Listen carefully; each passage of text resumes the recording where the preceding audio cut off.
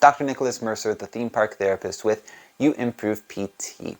Today I'm going to be showing you some of the things you can do on the slower rides at the theme parks that will help alleviate some back and hip pain that can come from standing and walking all day. So stay tuned.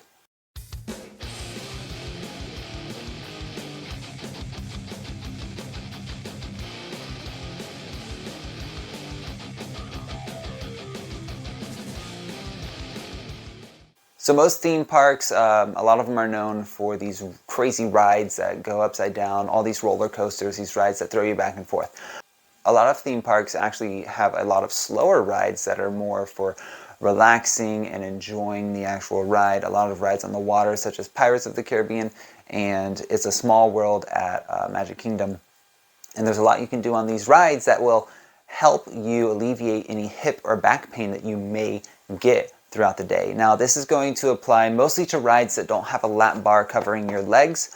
I'll make a separate video covering, some techniques you can do when you do have that lap bar or other restraints. But for this video, it's more for the rides that don't have that restraint on the legs. So when people are having hip pain and back pain from walking all day at the parks, a lot of times those hip muscles are really, really tight, or those lower back muscles are really, really tight. And what we're going to do is stretch them, and we can often even use some manual techniques to help get those muscles to calm down a little bit if stretching is particularly painful or you're not getting the right stretch, the stretch that you want.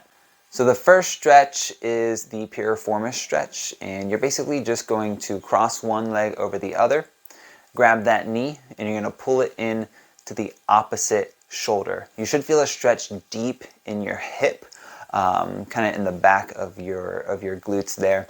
And you'll just hold that for 30 seconds. Again, you can do this while you are looking at all of the things that are there to look at during these slow rides, hanging out with pirates, hanging out with, any of the crazy animatronics that the theme parks have to offer.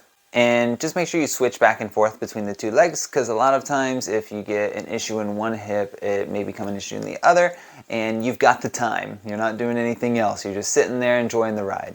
Another technique that you can utilize during these rides is some soft tissue mobilization on the quadriceps muscles and hip flexors. And all you're really going to do there is, if you have a massage tool, awesome. If you don't, just use your hands, use your elbow, whatever is comfortable for you. And we're just going to apply some deep pressure into some of the areas that are particularly sore. Once you find an area that's kind of sore, kind of make small circles over that area, slowly deepening the pressure. That pain, you'll feel it start to increase as you press down, and then over time it should start to alleviate, and it'll feel much better after about 30 seconds to a minute of you just working on that spot. When that spot starts to feel better, move on to another spot, start working on that one, and you'll notice the difference when you stand up after that ride.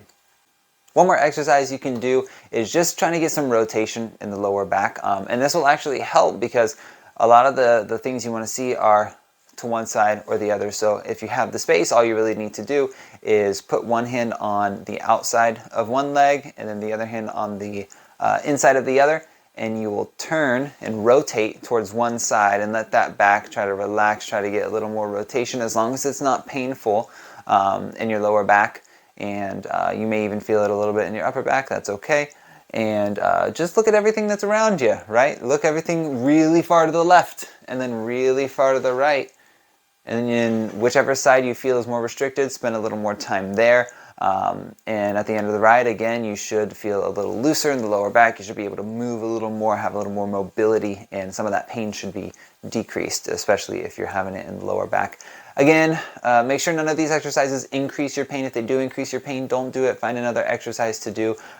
These are just 3 exercises that I have found to be very valuable on these slower rides where you have the time and the convenience of having no lap bar, being able to cross your legs, being able to work on your legs, your hips, and your lower back. So do those. Let me know how they feel on those slower rides, and subscribe for more awesome, helpful tips to help alleviate pain at the parks and improve your overall experience, because pain is not magical.